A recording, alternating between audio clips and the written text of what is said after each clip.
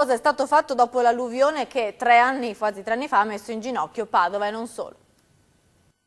Garantire che appunto l'acqua venga trattenuta in momenti di piena, ma conservata anche per essere rilasciata nei momenti di siccità.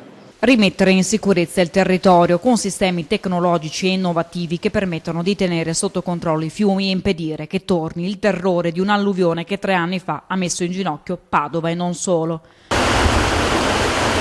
L'acqua è un bene prezioso, ma per evitare che torni a far paura, i consorzi di bonifica hanno messo in atto sistemi automatizzati che controllano costantemente i fiumi.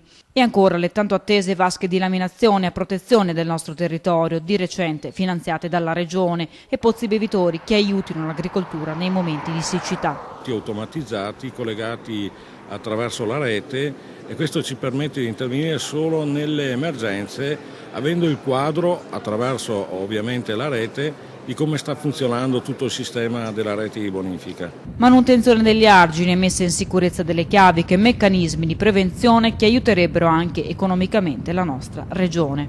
Sempre che il Veneto è per 1/3 sotto il livello del mare, per cui senza le quasi 400 idrovore di consorzio di bonifica qualsiasi piccolissima pioggia significherebbe allagamenti certi e sicuri.